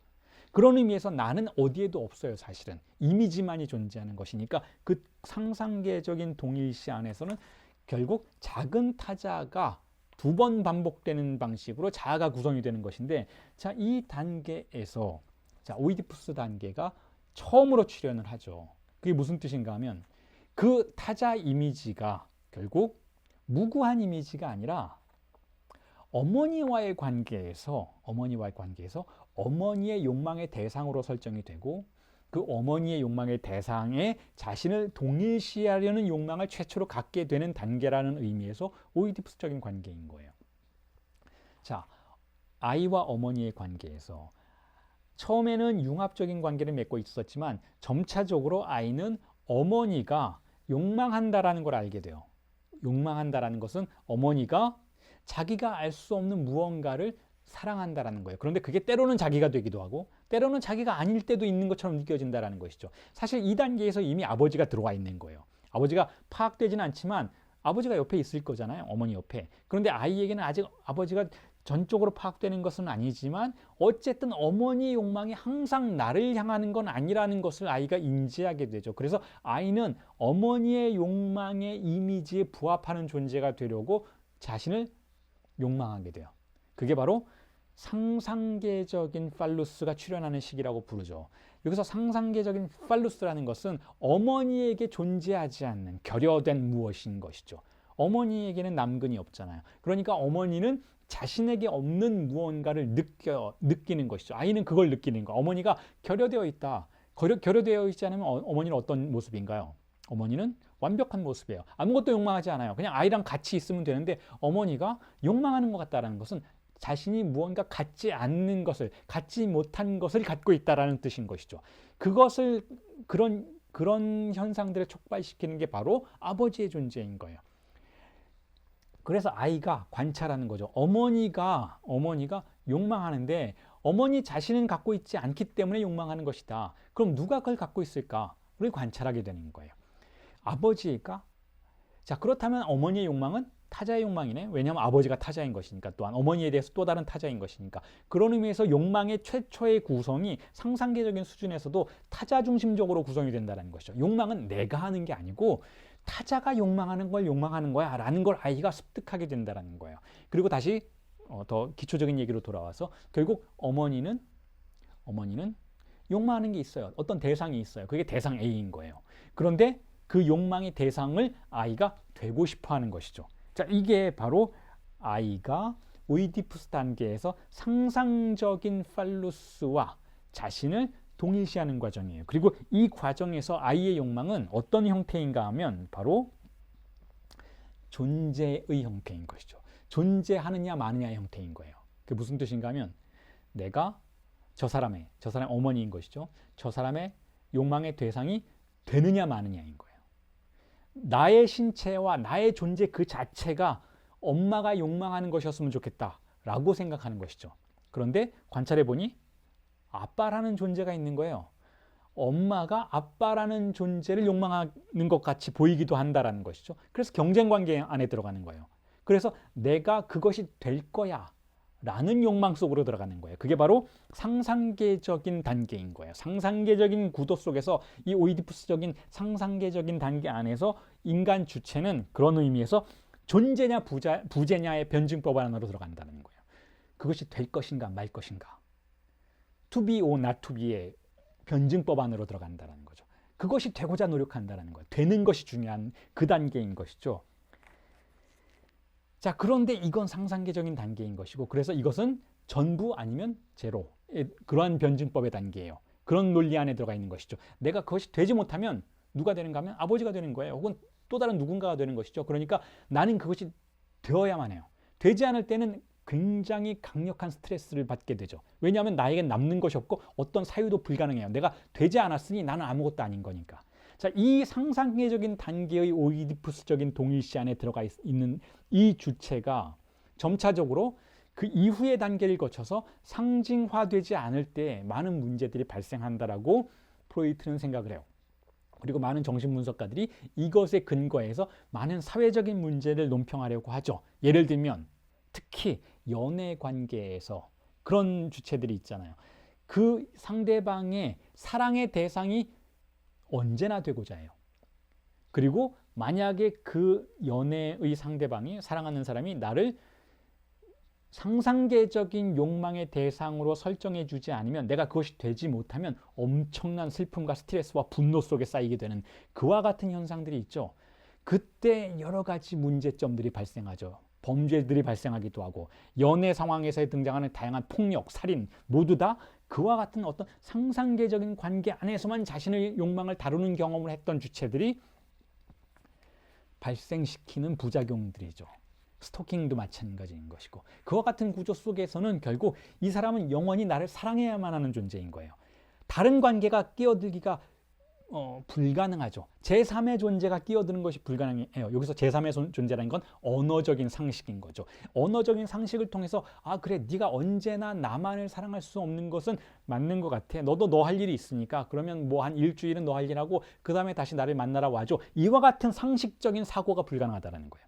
언제나 넌 내 옆에 있어야 돼. 언제나 너는 내가 전화하면 받아야 돼. 나는 너의 사랑의 대상이니까. 자, 이 관계는, 이 주체가 어린 시절에 어머니와의 관계 속에서 상상계적인 관계 이상의 것을 경험하지 못했기 때문에, 혹은 아주 취약하게 경험했기 때문에 발생하는 문제점들이라는 거예요. 자, 그렇기 때문에 상상계적인 단계에서 어머니가 욕망하는 팔루스와 나를 동일시하는 수준은 결코 오이디푸스 컴플렉스의 횡단이 아니에요. 아직은 아무 일도 일어나지 않았다는 것이죠.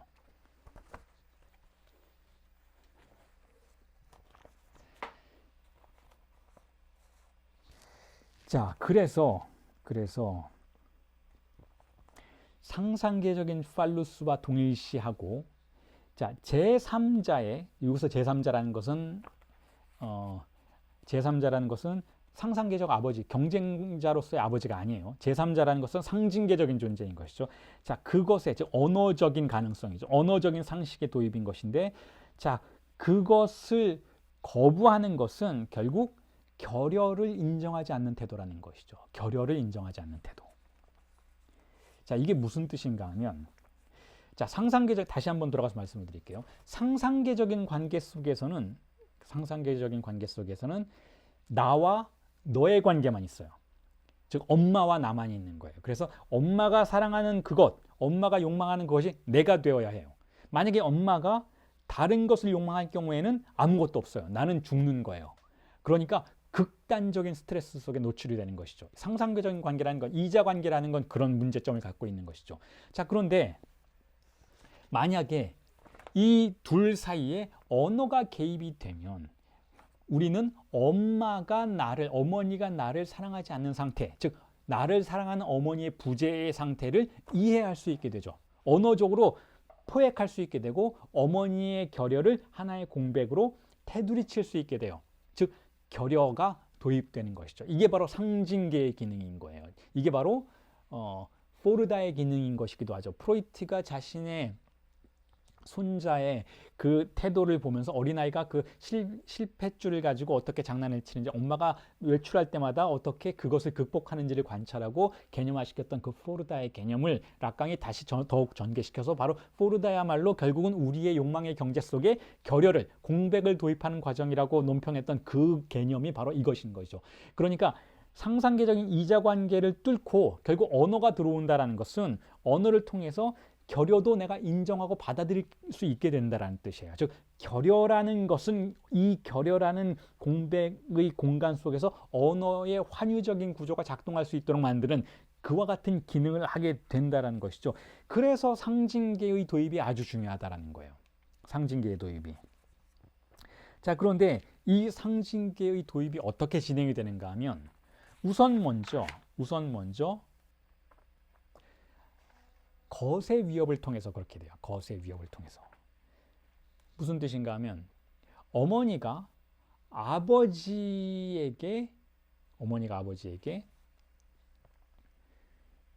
쾌락을 주고받는 것처럼 보인다는 거예요. 어머니가 아버지에게. 자, 이런 관계는 어머니와 아버지 혹은 아버지의 준하는 어머니의 남자친구일 수도 있고, 어쨌든 어머니가 쾌락을 주고받는 어떤 대상, 한 인간과의 관계 속에서 이 어머니의 주입상스가 다른 누군가에게 전달이 되고 혹은 다른 누군가가 어머니로부터 주입상스를 취하게 되는 과정을 아이가 보게 될 때 이 아이는 그 아버지를 예외적인 존재로 생각해요. 혹은 그 아버지를 예외적인 존재가 될 수 있는 특별한 존재로 생각하죠. 그래서 이 아버지는 락강이 뭐라고 부르는가 하면 실제의 아버지라고 불러요. 실제의 아버지. 왜냐하면 주입상스가 주고받고 있는 상황 속에서의 아버지인 것이니까. 어머니와 분명히 뭔가 쾌락을 탐닉하고 있는 것이니까 결국 이 아버지는 주입상스의 아버지인 거예요. 주입상스를 탐닉할 수 있고 어머니에게 주입상스를 줄 수 있는 능력의 아버지인 것이죠.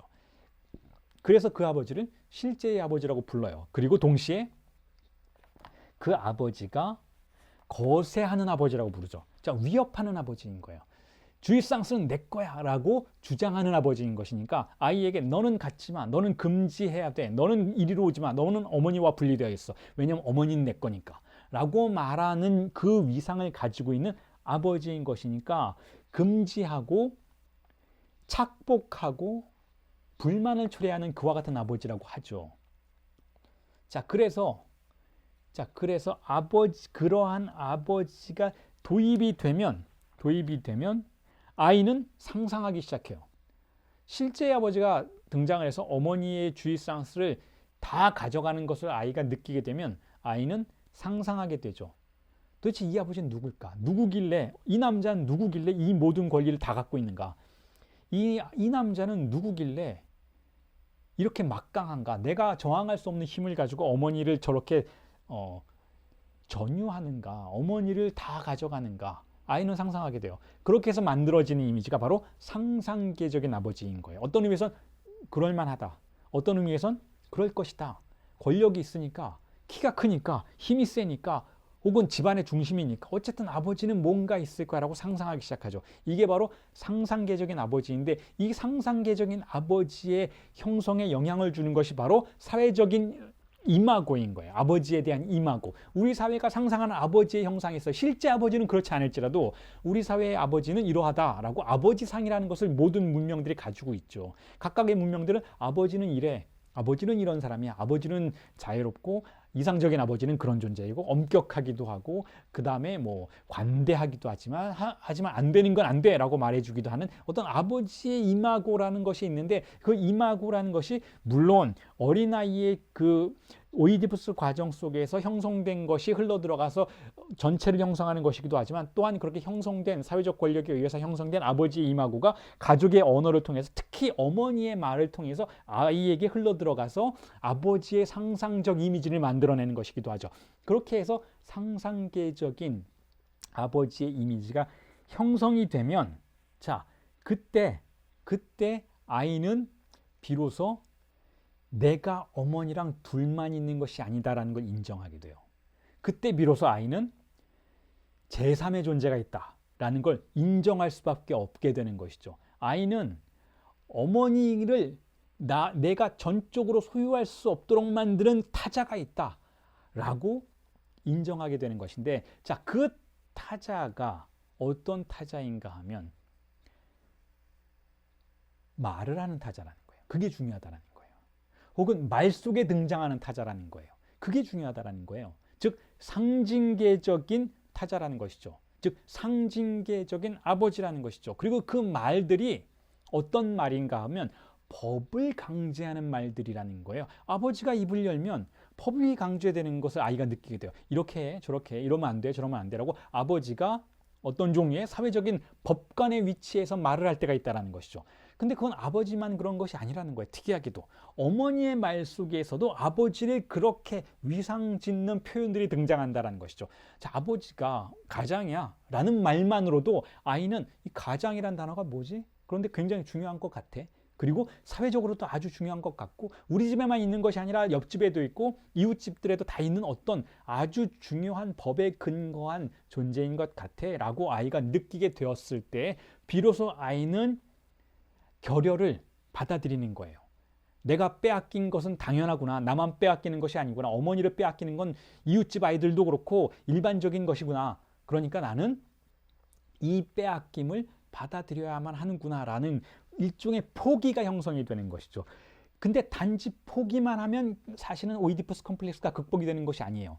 포기하는 것이 아니고 어떻게 보상받을지를 아이는 인지하게 되어야 하는 것이죠. 어떻게 보상받는가? 자, 어떻게 저 남자는, 저 아버지의 형상을 하고 있는 저 남자는 어떻게 해서 어머니를 자신의 욕망의 대상으로 설정할 수 있었는가를 관찰하는 거예요. 그렇게 함으로써 아버지가 어머니에게 어떻게 하는지 혹은 아버지에 준하는 남자가 어머니에게 어떻게 하는지를 관찰해요.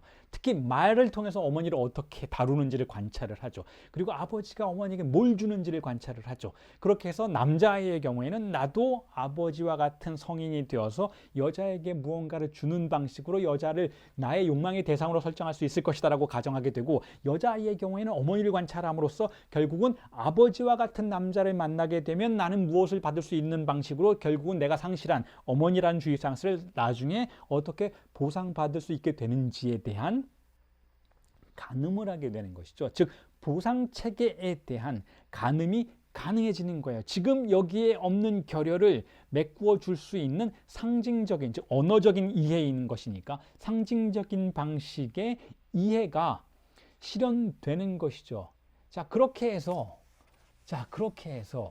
결국은 상징계적인 팔로스가 등장하게 되는 거예요. 그렇게 함으로써 상상계적인 팔로스를 내가 그것이 되지는 못하지만 조금 전에 말씀드렸잖아요. 상징계적인 단계에서 오이디푸스 컴플렉스는 내가 그것이 되는 문제라는 것을 말씀을 드렸잖아요.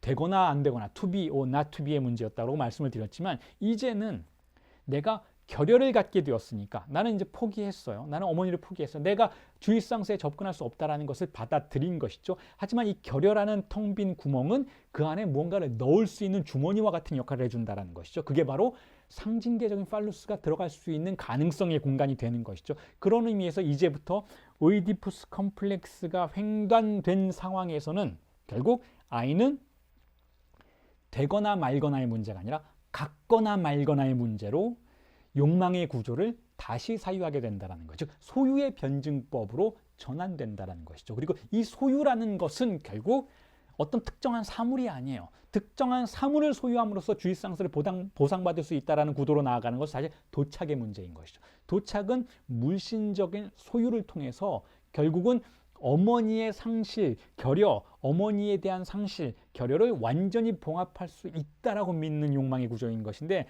오이디푸스 컴플렉스를 극복한 단계에서는 그런 구조가 아니고 결국 결여를 여전히 유지함으로써 그것을 메꿀 수 있는 가능성만을 상상하는 욕망의 환유적인 단계로 나아가는 것을 오이디푸스 컴플렉스의 횡단이라고 부른다라는 것이죠. 왜 이 결여를 메꿀 수 없는가 하면 바로 이 결여 자체가 언어적인 결여인 것이고 언어에 의해서 실제가 상실된 것이니까 이것은 어떤 의미에서 언어적인 결여인 것이고 그리고 이것을 채울 수 있는 가능성의 기표 역시 언어적인 것이니까 결코 실질적으로 무언가를 봉합해 줄 수 있는 문제는 아니라는 것이죠. 언어인 것이니까 다 추상적인 체계 안에 들어가서 재현의 세계에서 기표들의 환유를 통해서 욕망의 구조를 탐닉하는 방식으로 인간의 구조가 형성되는 것이기 때문에 이제 더 이상은 무언가가 실질적으로 획득되는 건 없다라는 거예요. 실질적으로 획득되는 것이 아니라 사유 속에서 언어적인 구조를 통해서만 욕망하게 되는 그와 같은 체계 안으로 들어간다는 것이죠. 이게 인간의 욕망의 비밀이라는 것이죠. 자, 이걸 설명하기 위해서 지금 제가 말씀드린 방식의 이런 언어적인 구조의 표현까지 써가면서 프로이트가 설명한 건 아니지만 프로이트는 어쨌든 이걸 설명하기 위해서 오이디푸스 컴플렉스라고 하는 개념을 제시했던 거예요. 그리고 그 오이디푸스 컴플렉스라는 것은 조금 전에 이미 말씀드렸지만 여러분 다 아시겠지만 이미 존재하는 신화 속의 이야기라는 거죠. 그 신화를 고대 그리스의 신화를 소포클레스가 비극으로 각색을 했던 것이기도 하고 거기서는 오이디푸스라는 한 아이가 버려진 뒤에 자신의 친부를 살해하고 친모를 아내로 맞는 그 구조를 인간의 욕망의 충동의 근본적인 것이다 라고 프로이트가 우리의 무의식을 설명하기 위해서 제안을 했던 것이고 그걸 다스리는 것이 결국은 우리의 마음을 다스리는 것이다 라는 취지의 이론들을 전개시켜 나갔던 것을 프로이트의 정신분석의 토대라고 볼 수가 있다고 이미 말씀을 드렸죠. 자, 그런데 지금까지 말씀드렸던 것이 어떤 의미에서는 오이디푸스 컴플렉스가 어떻게 우리의 어린 시절의 각각의 단계별을 통해서 작동하는지에 대한 설명이었다면 자, 이런 설명은 락강은 이렇게 생각해요. 일정 부분 맞다라는 거야. 일정 부분. 아까 말씀드렸던 것처럼 락강이 그걸 100% 틀렸다라고 이야기하는 것은 아니라는 것이죠. 자, 그럼에도 불구하고 이 오이디푸스 컴플렉스가 전부는 아니다라는 거예요. 그리고 이 오이디푸스 컴플렉스를 통해서 우리가 무의식을 형성시켰다 한들 다시 이 오이디푸스 컴플렉스의 극복을 복원시키는 것만이 정신분석의 임상의 전부는 아니다라고 말을 하고 있는 것이죠. 왜냐하면 락강의 생각은 조금 더 프로이트가 생각했던 것보다 급진적이고 조금 더 특이하기 때문에 그런데 일단 이런 관점에서 특이하죠. 락강은 프로이트는 오이디푸스 컴플렉스가 극복이 되면 우리가 정상적인 삶을 살아갈 수 있다 이렇게 생각했다라고 말씀을 드렸잖아요. 그런데 락강은 오이디푸스 컴플렉스 자체도 그렇고 오이디푸스 컴플렉스를 횡단한 상황 자체도 결국은 병이라는 거예요. 그게 정상적인 상태가 아니라는 거예요. 어디에도 정상적인 상태라는 건 존재하지 않는다라는 것이죠. 자, 프로이트의 관점에서는 주의상스가 없으면, 즉 증상이 없으면 성충동이 통제되고 잘 승화가 되면 병이 없고 정상적인 상태라고 볼 수가 있다라고 가정을 해볼 수가 있겠지만 락강이 보기에는 어떠한 실제도 어떠한 증상도 어떠한 상징계에 의해서 완전히 통제되는 경우는 있을 수가 없다라는 거예요. 그렇다면 항상 상징계적인 아버지에 의해서 오이디푸스의 컴플렉스의 극복의 단계에서 도래하는 그 상징계적인 아버지에 의해서 우리의 신체와 우리의 충동이 포착이 될지라도 그게 제 아무리 적절하고 적당하게 포착이 될지라도 빠져나가는 것이 분명히 있을 수밖에 없다라는 거예요. 왜냐하면 이 실제는 이 주의상스는 항상 억압을 하면 할수록 더 강하게 되돌아오는 것이니까 이것은 항상 상징화에 저항하는 것이기 때문에 결국 상징계의 가부장적인 질서가 강하면 이 실제가 이 주의상스의 세계가 온전히 자신을 무릎 꿇고 복종하는 것이 아니고 오히려 더 강하게 반발하면서 돌아온다라는 거예요. 그러니까 어떠한 시대에도 어떠한 상황 속에서도 결국은 우리의 마음의 구조를 언어적인 권력의 틀에 의해서 완전히 장악하는 것은 불가능하다라는 것이 락강의 생각이라는 것이죠. 자, 그래서 락강이 발명해낸 개념이 바로 아버지 판본이라는 개념이에요. 페어펙시옹이라는 개념이에요. 제가 이전 특강에서도 여러분들에게 그 이야기를 많이 말씀을 드렸는데, 특히 락강이 세미나 22와 23과 같은 후기에서 70세 이후에 전개시켰던 이론들에서 이 페어펙시옹이라는 개념을 자주 언급을 하죠. 페어펙시옹이라는 것은 뭐냐면, 페어는 다시 한번 말씀드리지만 아버지란 뜻이에요. 그리고 벡시옹은 버전이란 뜻이죠. 그러니까 우리가 삶을 살아갈 때 우리의 성충동을 억압하고 우리의 실제를 억압해서 상징계적인 그러한 구도를 받아들일 때 그 상징계를 아버지의 개념을 중심으로, 아버지라는 축을 중심으로 작동하는 것을 본다면 이 무의식의 구조는 아버지 판본의 구조라는 거예요. 굉장히 많은 사람들이 사실상 그 오이디푸스 컴플렉스의 과정들을 거치면서 아버지 판본의 구조를 살아가는 건 사실이라는 것이죠. 그런데 이 아버지 판본이라는 것이 어떤 실제를, 어떤 사물을 완전히 장악해서 잘 내리눌러서 승화시켜주는 구조이기보다는 오히려 증상을 발생시키는 구조라는 것이고, 그 증상을 우리는 사실 즐기고 있다는 것이죠. 그래서 페어벡시옹이라는, 퍼버전이라는, 도착이라는 언어 그 명칭과 유사한 방식의 언어 조합을 통해서 아버지 판본을 말하려고 했던 것이죠. 즉 아버지 판본이라는, 페어벡시옹이라는 것을 빨리 읽으면 페어벡시옹이에요. 페어벡시옹은 퍼버전이에요. 퍼버전은 성도착이죠. 다시 말해서 오이디푸스 컴플렉스의 과정을 잘 통과했다 해도 결국 우리는 성도착자라는 거예요. 어떤 성도착이냐 하면 실질적인 그 성도착을 말하는 건 아니지만, 신경증자들도 역시 증상을 즐긴다라는 의미에서, 아주 어떤 의미에서 무의식의 영역에서 음란한 증상을 즐기고 있다라는 의미에서는 도착자라는 거예요. 그런데 아버지 판본의 도착자라는 것이죠. 아버지를 탐닉하고 아버지의 관계를 탐닉하고 혹은 무의식 속에 등장하는 아버지의 이미지를 탐닉하고 그 아버지로부터 무언가를 얻어내려고 하고 아버지가 됨으로써 어떤 방식의 어머니를 탐닉하려고 하는 그 모든 절차들의 실제가 줄줄줄 흘러내리고 있다라는 거예요. 그러니까 결국 내담자 역시 분석가가 자신을 아버지로 제시해도 그 안에서 자신의 증상을 포기할 이유가 없다는 거죠. 왜냐하면 그것 자체가 하나의 증상이 되어서 페어벡시옹이 되어서 일종의 성도착적인 쾌락을 분출시키는 것이기 때문에 거기에서도 실제는 절대로 통제되는 상황은 아니라는 거예요. 이 증상을 완전히 억압해서 없애버릴 수가 없다는 것이죠. 어떠한 강력한 아버지라 해도 아버지 판본에 도착이 되는 것을 막을 수는 없는 것이니까. 그렇기 때문에 증상을 인정하고 증상의 힘을 이용해서 결국은 각각의 주체가 자신의 삶에 어울리고 자신의 욕망이 추구하는 바에 어울리는 다른 판본들을, 다른 버전들을, 다른 벡시옹들을 만들어내자라는 후기 락강의 논점들이 그러한 방식으로 설정되는 이유가 여기에 있다는 거예요. 아버지 판본의, 즉 오이디푸스 컴플렉스의 극복이라는 과정 속에서 등장하는 아버지 판본의 무의식도 결코 정상적인 무의식이라고 볼 수는 없는 것이니까, 혹은 우리의 욕망과 관련해서는 정상성이라는 개념 자체가 아주 무의미한 것이기 때문에 프로이트의 한계 안에 갇혀 있으면 결국 우리의 무의식을 이해도 못할 뿐만 아니라 임상을 항상 실패로 돌아가게 만들 뿐더러 동시에 윤리적이지도 않다라는 거예요. 왜냐하면 그 아버지 판본은 결국 사회적인 고정관념의 권력이 반복되는 판본인 것이니까 그건 역시 결국은 어떤 의미에선 최고선이라고 볼 수가 없다라는 것이죠. 자, 그렇게 해서 제가 지금까지 여러분들에게 프로이트의 오이디푸스 컴플렉스에 관련된 이야기를 해드렸고, 락강은 어떻게 다른지에 대한 설명들을 쭉 해드렸는데, 자, 이제 마무리할 시간이 되었는데요.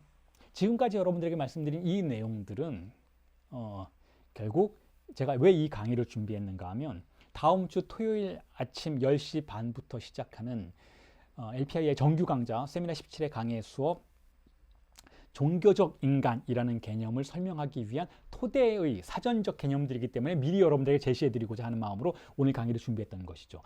자, 다음 주에 시작하는 강의에서는 토템과 타부에서 등장하는 부족의 아버지와 그 다음에 오이디푸스 컴플렉스에서 등장하는 아버지, 그리고 역시 프로이트의 텍스트죠. 모세와 일신교, 인간 모세와 일신교에 등장하는 모세라는 아버지, 유대인들에게는 모세가 아버지인 것이잖아요.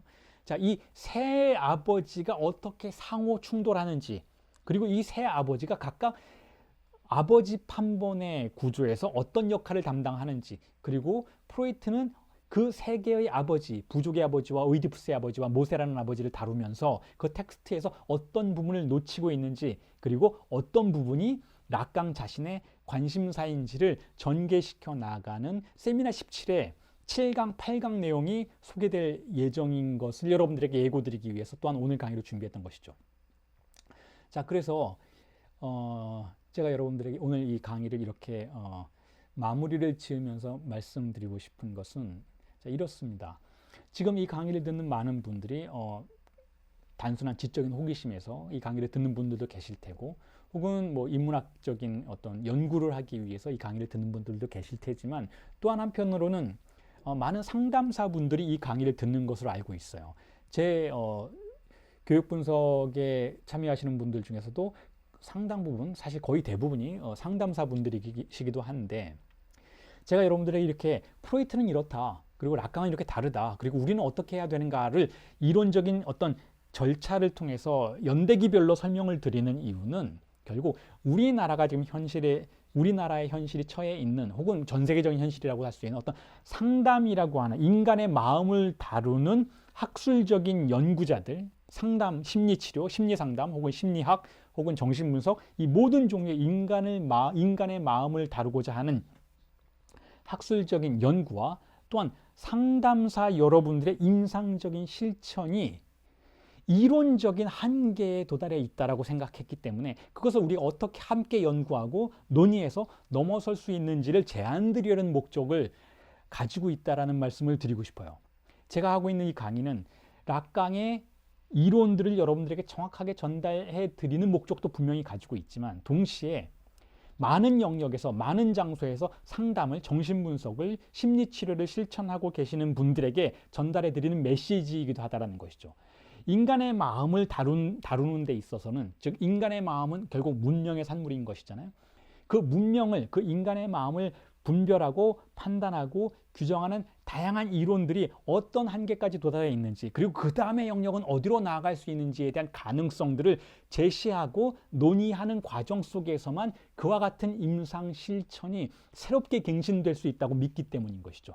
그렇지 않다면 여러분, 결국은 심리치료라는 것이 기존에 존재하는 이미 낡고 낡은 지식들에 근거해서 한 사람을 판단하고 한 사람의 무의식을 고정시키고 그 사람을 거기까지밖에 도달할 수 없는 존재로서 묶어둘 수밖에 없는 오류에 봉착하게 된다는 거예요. 그건 우리 모두가 원하는 것이 아니라는 것이죠. 심리치료자분들 어떤 분들도, 심리상담사분들 어떤 분들도 그 내담자의 삶의 가능성에 내기를 거는 사람들이지, 그 사람들이 과거에 얽매여서 과거를 반복하도록 만들고자 심리상담을 하는 분들은 어디에도 없을 테니까, 제가 지금 하고 있는 이 간단한 심리치료 임상의 어떤 종류의 윤리라고 할 수 있는 지향점에 동의하지 않는 분들은 없을 거라고 믿고 있어요. 그렇기 때문에 제가 지금 이런 강의를 하고 LPI라고 하는 이 기관에서 락강의 정신분석을 여러분들에게 강의해드리는 이유는, 우리가 마음을 다루고 있는 다양한 영역에서, 사실상 정신의학도 마찬가지고 마음을 다루고 있는 많은 영역에서 우리가 도달한 한계가 어디인지를 명확히 하고,